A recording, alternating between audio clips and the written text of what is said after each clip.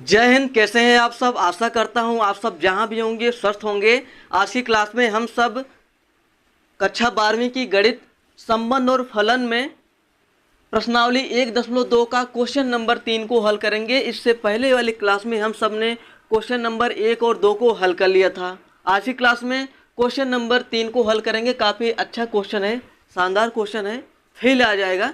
तो चलिए पहले समझ लेते हैं क्वेश्चन कह क्या रहा है।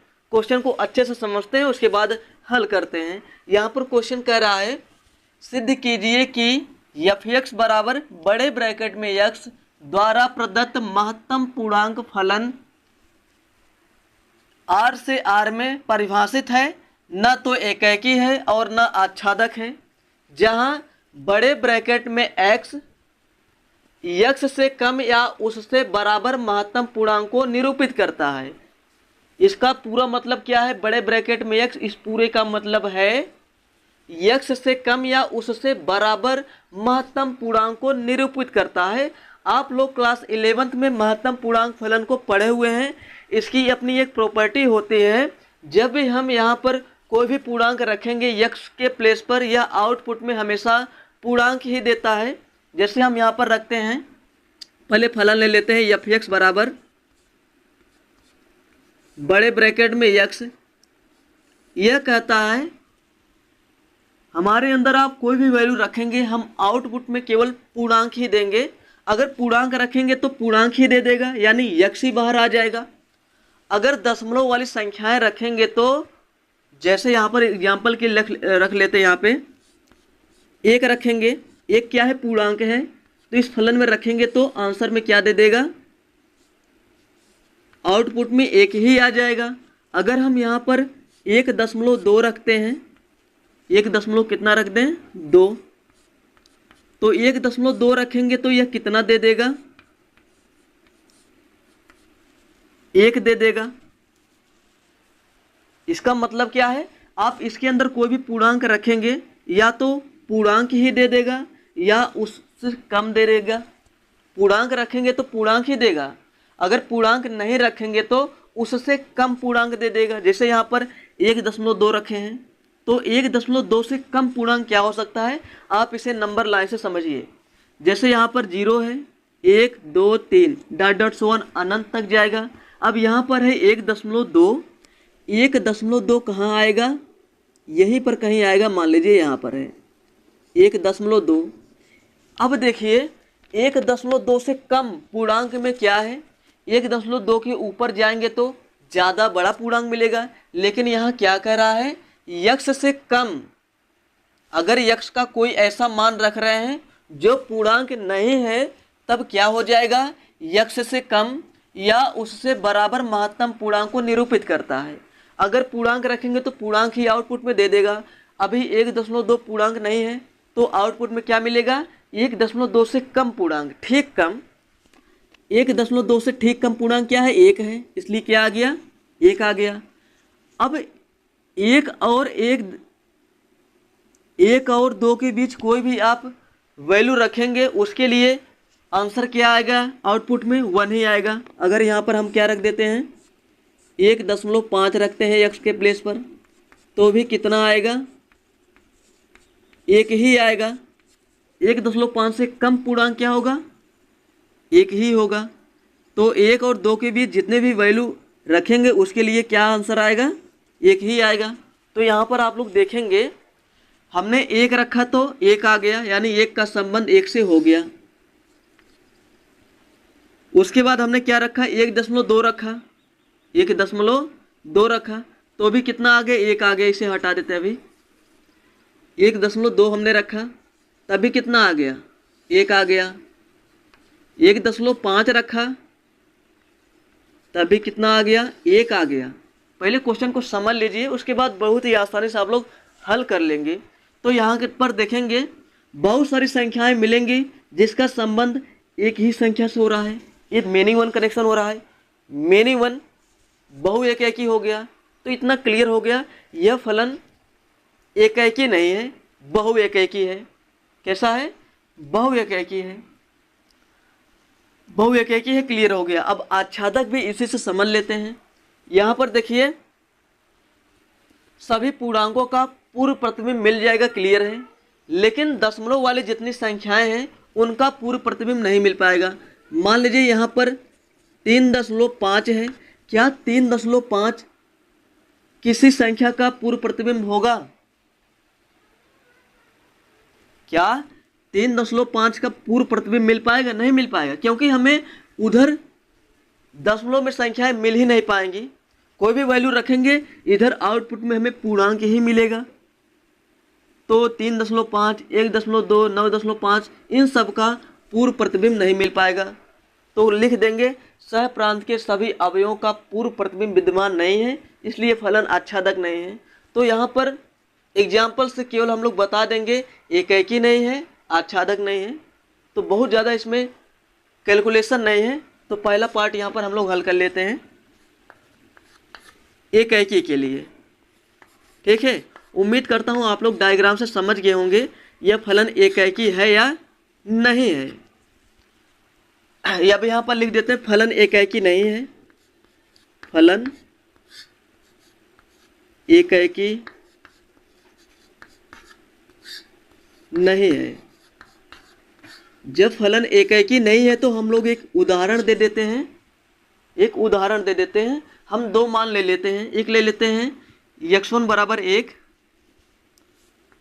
x1 बराबर हमने ले लिया 1 और x2 बराबर ले लिया 1.2।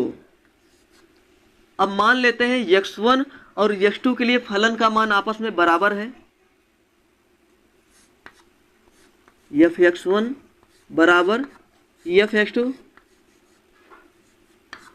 बराबर भी है, आप लोग देखेंगे अभी।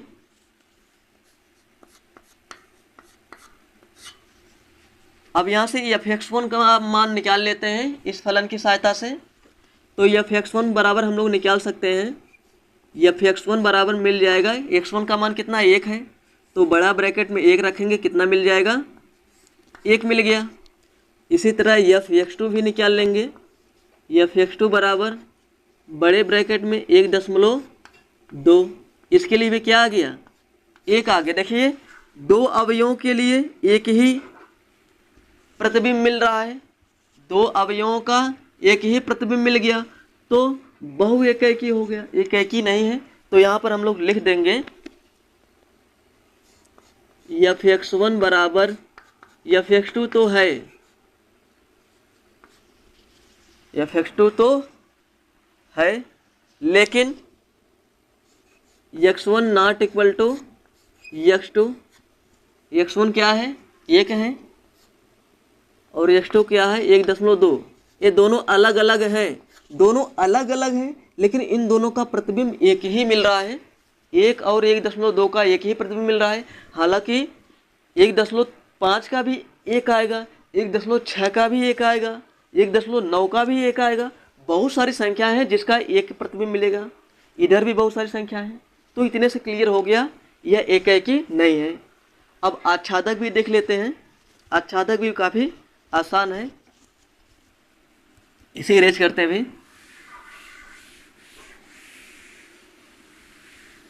आच्छादक में बस शब्दों का यूज करेंगे, बहुत ज़्यादा लंबा नहीं ले जाएंगे इसे।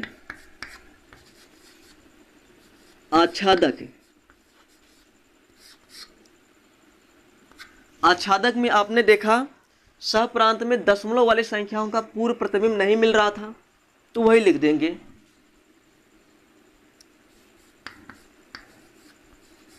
सहप्रांत के सभी अवयवों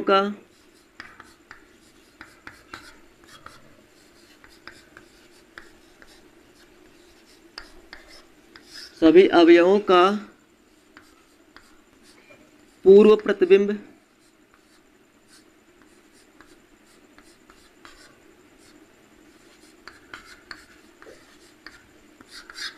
विद्यमान नहीं है, विद्यमान नहीं है, इसलिए फलन आच्छादक नहीं है।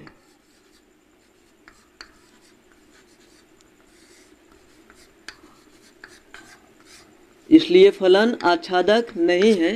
ये रहा इस क्वेश्चन का पूरा सॉल्यूशन। यह ना तो एकेकी है ना आच्छादक है, सिद्ध हो गया। एकेकी क्यों नहीं है आपको समझ में आ गया, आच्छादक क्यों नहीं है ये भी क्लियर हो गया होगा। कोई भी डाउट है तो कमेंट कर देना, फिर से इसे रिवीजन कर देंगे। तो अब इसके बाद क्वेश्चन नंबर 4 की ओर बढ़ते हैं। 4 भी काफ़ी आसान है। चलिए इसके बाद हम लोग क्वेश्चन नंबर 4 को हल करते हैं। क्वेश्चन नंबर 4 काफ़ी अच्छा है, शानदार है।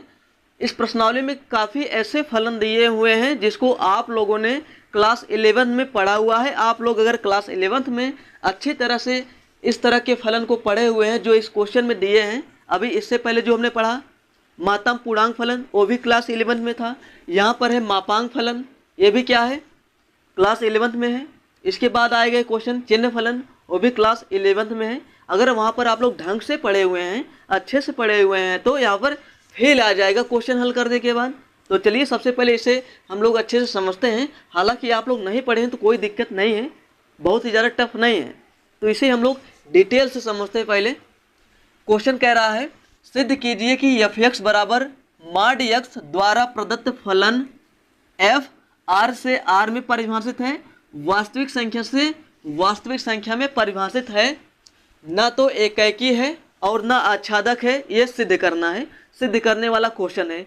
तो थोड़ा सा डायग्राम बना लेते हैं, फील आ जाएगा अपने को क्वेश्चन क्या कह रहा है, एकेकी है या नहीं है, यहीं से क्लियर हो जाएगा। ठीक है, यहाँ पर बना लेते हैं R to R कनेक्शन। ये हो गया R, ये भी R, R से R में फलन परिभाषित है, ये क्वेश्चन में बोला हुआ है।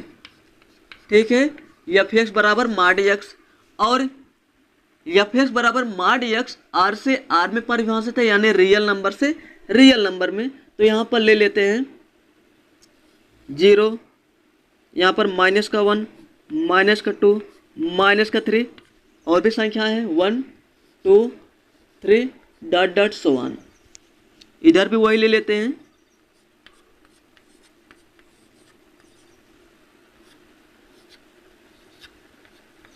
ठीक है, यह है x जिसे कहते हैं प्रांत, यह है फलन का मान y को ही क्या बोलते हैं f(x) बोलते हैं। ठीक है, इतना अभी तो हमने लिख लिया। अब समझना शुरू करते हैं। आपको पता है मॉड फंक्शन की अपनी एक प्रॉपर्टी होती है, इसके अंदर कोई भी वैल्यू आप रखते हैं यह हमेशा और हमेशा पॉजिटिव वैल्यू ही आउटपुट में दे देता है। अगर हम यहाँ पर जिसे रखें f(x) बराबर mod x दिया हुआ है अपने को, अब x के प्लेस पर कोई भी वैल्यू रखेंगे आउटपुट में पॉजिटिव वैल्यू दे देगा। 1 रखेंगे तो 1 ही दे देगा बाहर, x के प्लेस पर 1 रखा हमने तो mod 1 का मान 1 आ गया। 1 रखा x का मान तो mod 1 का मान 1 आ गए। ये सभी क्या है mod x के मान है, तो 1 रखने पर हमें 1 मिल गया। ठीक है, 2 रखेंगे तो 2 मिल जाएगा, 3 रखेंगे तो 3 मिल जाएगा। ठीक है, तो पॉजिटिव वैल्यू रख रहे हैं तो पॉजिटिव वैल्यू मिल रहा है, x के करस्पॉन्डिंग y में पॉजिटिव वैल्यू मिल रहा है। अगर हम निगेटिव रख के देख लें, 0 रखेंगे तो 0 मिलेगा। ठीक है, अब निगेटिव रखते हैं, x के प्लेस पर -1 तो रख देते हैं -1। mod 1 का मान कितना होता है 1 होता है, यही तो इसका गुण है। माइनस रखें तो प्लस दे देता है, इसको रिमूव कर दोगा, माइनस को रिमूव कर देता है, बाहर 1 देता है। तो -1 हमने रखा, कितना आ गया प्लस का 1। -2 रख लेते हैं, -2 रखेंगे कितना आ जाएगा, -2 का mod +2 आ जाएगा। तो -2 का कनेक्शन +2 से हो गया। तो यहाँ से बहुत ही इंटरेस्टिंग चीज़ निकल कर आया हुआ है। डायग्राम से ध्यान से देखिए, यहाँ पर देख पा रहे हैं 1 और -1 का संबंध +1 से है। 2 अवयवों का एक ही प्रतिबिंब मिल गया, मेनी वन फंक्शन हो गया। 2 और -2 का +2 से संबंध है, तो 1 1 नहीं मिल रहा है, 2 1 मिल रहा है, 2 1 मिल रहा है। तो एकेकी नहीं है, यहाँ पर कहा है ना तो एकेकी है, एकेकी नहीं है साबित हो गया अभी डायग्राम से। अभी हम लोग अच्छे से हल करेंगे, पहले समझ लीजिए। अब क्या देखें, यहाँ पर आप लोग देखिए -1 -2 -3, क्या इन ऋणात्मक संख्याओं का पूर्व प्रतिबिंब मिल पाएगा? नहीं मिल पाएगा। देखिए, मॉड फंक्शन की प्रॉपर्टी होती है कि आउटपुट में ऋणात्मक मान देगा ही नहीं। जब देगा ही नहीं तो -1, -2, -3, -4 डॉट डॉट सो ऑन, इन सभी का पूर्व प्रतिबिंब विद्यमान नहीं होगा, इसलिए यह फलन आच्छादक नहीं है। तो उम्मीद है आप लोग एकाकी और आच्छादक समझ गए होंगे। अब यहाँ पर अच्छे से हल कर लेते हैं। एकाकी नहीं है, यहाँ पर हम लोग लिख देते हैं उदाहरण से, उदाहरण दिखा देते हैं। एकाकी नहीं है, पहले एकाकी यहाँ लिख देते हैं, फलन एकाकी नहीं है, फलन एकाकी नहीं है।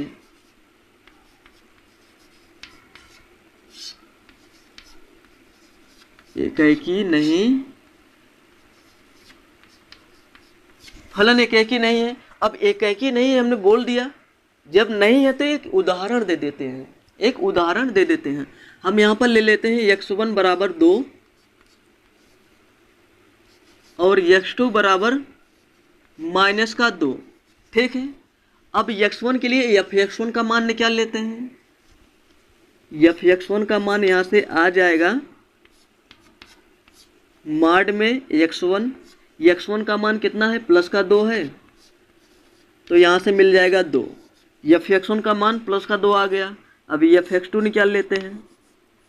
f(x2) बराबर क्या मिल जाएगा, मॉड में x2 बराबर x2 का मान रख देते हैं, -2 है,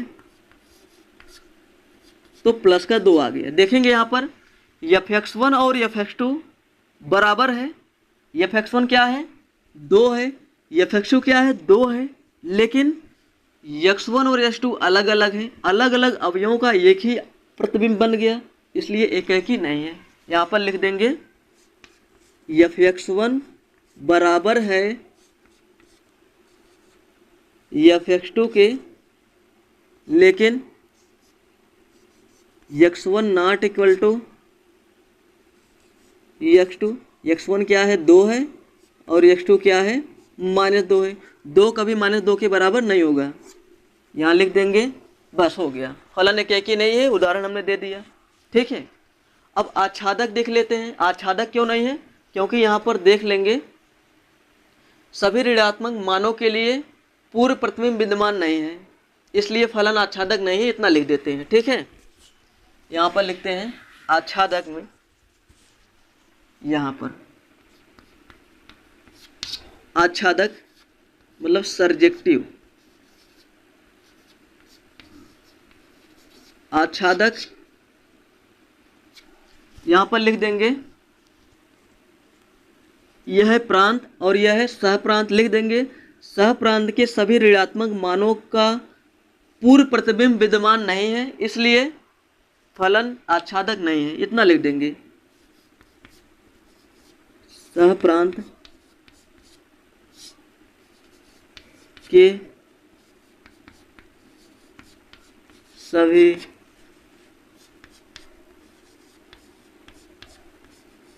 ऋणात्मक मानों का, सहप्रांत के सभी ऋणात्मक मानों का प्रांत में पूर्व प्रतिबिंब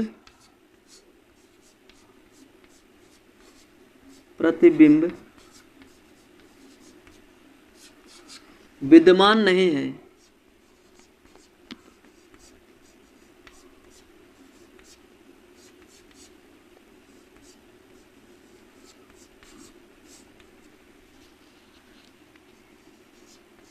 विद्यमान नहीं है, इसलिए फलन आच्छादक नहीं है।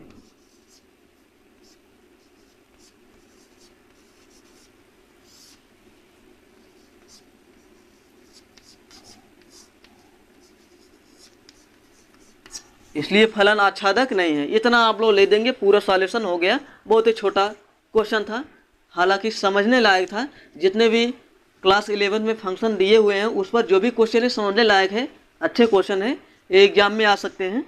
तो उम्मीद करता हूँ आप लोग क्वेश्चन नंबर 4 को अच्छी तरह से समझे होंगे। आइए अब इसके बाद क्वेश्चन नंबर 5 देखते हैं। क्वेश्चन नंबर 5 यहाँ दिया है, इसे सिद्ध करना है। कह रहा है सिद्ध कीजिए कि फलन r से r में परिभाषित है। यहाँ पर अपने को एक फलन दिया हुआ है f(x) बराबर f(x) के 3 भाग हैं। f(x) का मान 1 आएगा जब x का मान 0 से बड़ा है, f(x) का मान 0 आएगा जब x का मान 0 है, और f(x) का मान -1 आएगा जब x का मान 0 से छोटा है। धनात्मक मान के लिए 1 आएगा, 0 पर तो 0 ही आएगा, और x के ऋणात्मक मान के लिए फलन का मान -1 आएगा। तो इसे थोड़ा सा डायग्राम से समझ लेते हैं, क्लियर हो जाएगा, फील आ जाएगा क्वेश्चन क्या कह रहा है। द्वारा प्रदत्त चिन्ह फलन न तो एकेकी है और न आच्छादक है। ये जो फलन दिया हुआ है यह फलन चिन्ह फलन है। आप लोग क्लास 11 में पढ़े हुए हैं चिन्ह फलन होता क्या है। अगर नहीं पढ़े हैं तो कोई दिक्कत नहीं है, तो वो बात की बात है, लेकिन हम लोग इसे हल कर लेंगे, आपको समझ में ज़रूर से ज़रूर आएगा। तो देखिए यहाँ पर फलन r से r में परिभाषित है।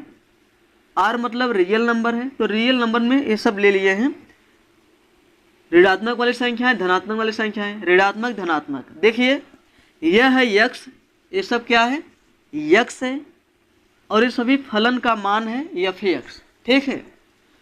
एक हमें कब मिलेगा जब हम x का मान 0 से बड़ा रखेंगे।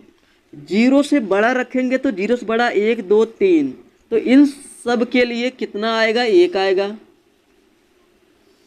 इन सब के लिए 1 ही मिलेगा। तो 0 से बड़ी जितने भी संख्याएं हैं उन सब का संबंध 1 से होगा, और 0 का संबंध 0 से होगा। यहीं पर तो कहा है x इज ग्रेटर देन 0 के लिए x अगर 0 से बड़ा है तो फलन का मान 1 मिलेगा। ये सब तो फलन का मान है, तो 0 से बड़ी संख्याओं के लिए फलन का मान 1 है। 0 पर 0 है, x बराबर 0 पर फलन का मान 0 है। x लेस देन 0 के लिए मतलब x के नेगेटिव मान के लिए फलन का मान 1 है। जितनी भी ऋणात्मक संख्याएं हैं उन सब का संबंध किससे होगा, -1 से होगा। -1 -1 -1, ठीक है। तो यहाँ पर देखेंगे केवल हमें 3 ही आंसर मिल रहा है, 1 0 -1।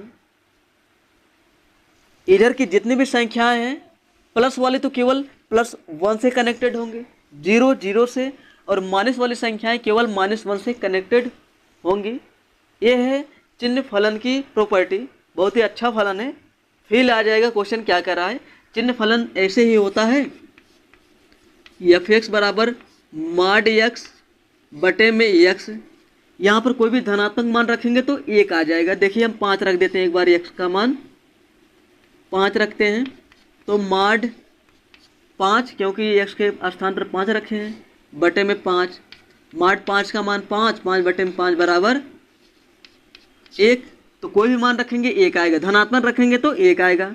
अगर ऋणात्मक रखेंगे, जैसे हम -6 रख देते हैं, तो mod 6 बटे में -6, तो mod 6 का मान 6 आ जाएगा, बटे में -6 काट देंगे, -1 आएगा। तो ऋणात्मक मान कोई भी रखेंगे x के प्लेस पर, -1 -2 -3 -4 -5 -6 डॉट डॉट सो ऑन, उन सब के लिए -1 आएगा।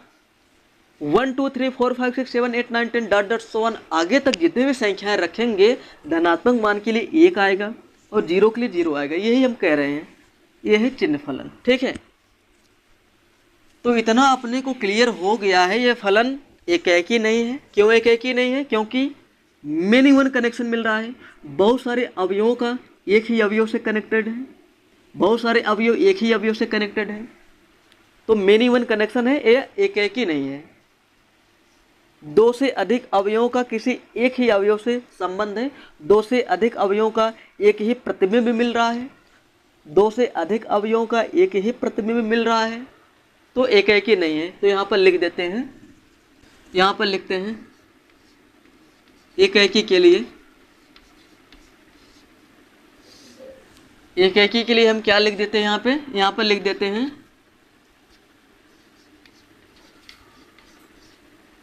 प्रांत में एक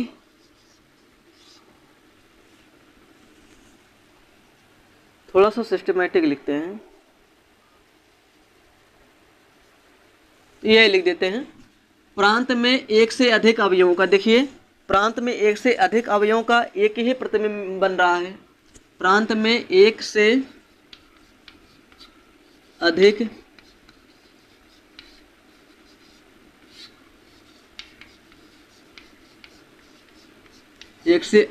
अवयवों का समान प्रतिबिंब है।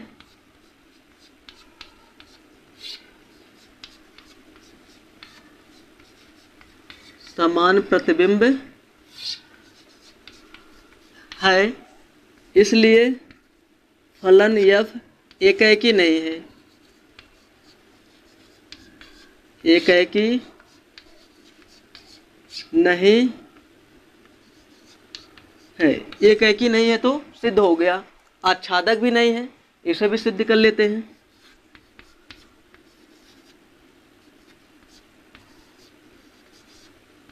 आच्छादक क्यों नहीं है आप लोग समझ लीजिए। सहप्रांत में 1, 0, -1 के अलावे जितने भी वास्तविक संख्याएं हैं उनका पूर्व प्रतिबिंब नहीं मिलेगा। 2 और 2 से बड़ी संख्याएं जितनी हैं उनका पूर्व प्रतिबिंब नहीं मिलेगा। -2 और -2 के आगे जितनी भी संख्याएं हैं उनका पूर्व प्रतिबिंब नहीं मिलेगा, इसलिए यह चिन्ह फलन आच्छादक नहीं है। यहाँ पर लिख देंगे सहप्रांत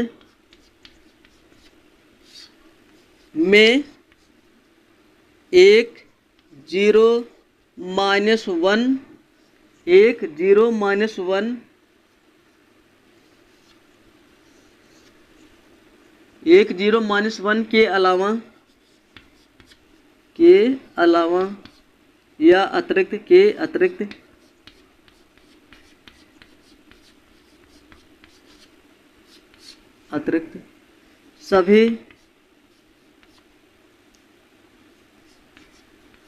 सभी संख्याओं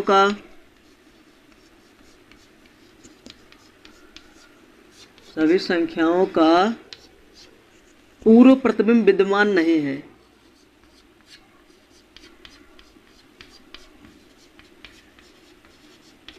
पूर्व प्रतिबिंब विद्यमान नहीं है।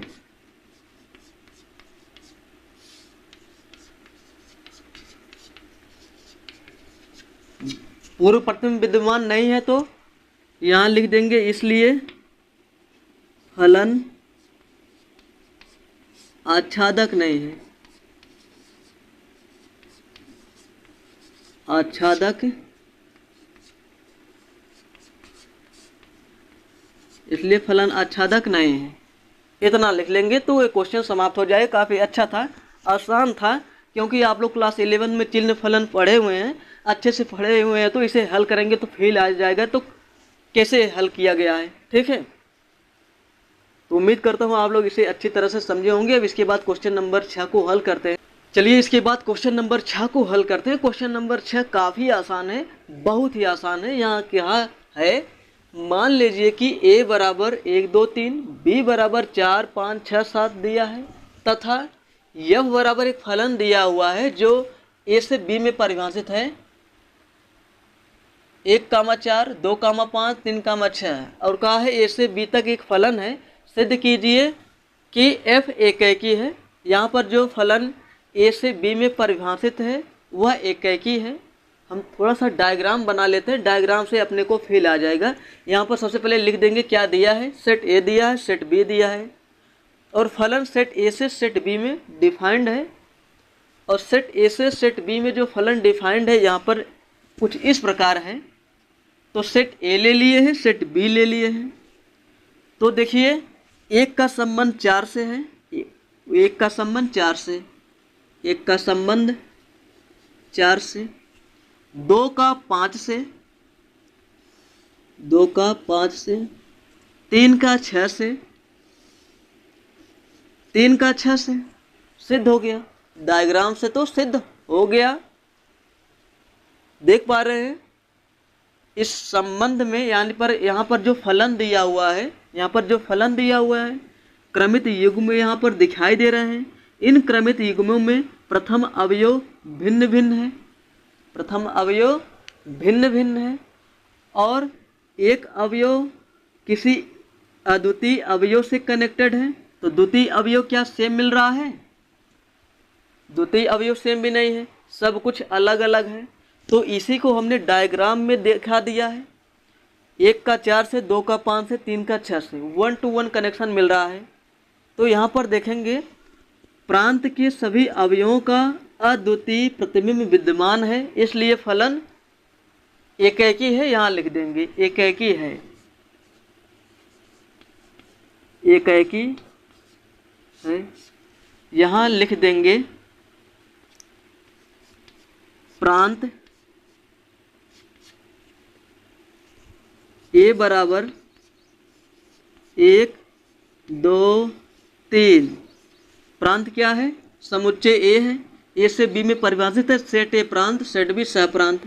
तो यहाँ लिखेंगे प्रांत ए बराबर 1, 2, 3 के सभी अवयवों का,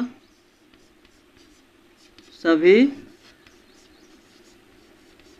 अवयवों का अद्वितीय, अद्वितीय का मतलब एक के अलावा दूसरा नहीं, 1 to 1 कनेक्शन है। दो अवयवों का एक से संबंध नहीं है, एक का एक के साथ सभी अवयवों का अद्वितीय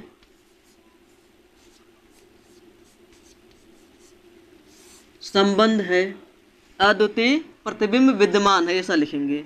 सभी अवयवों का अद्वितीय प्रतिबिंब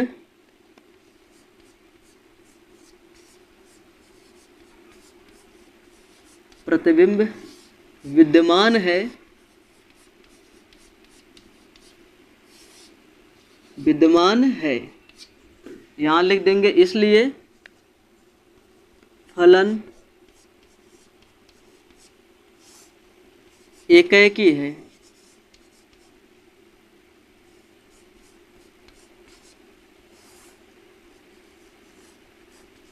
इसलिए फलन एकेकी है, सिद्ध हो गए। सिद्ध करने के लिए क्वेश्चन में कहा था, वहाँ का सिद्ध कीजिए कि यफ एकेकी है। यहाँ पर यफ दिया है, एकेकी है, ठीक है, यफ एकेकी है।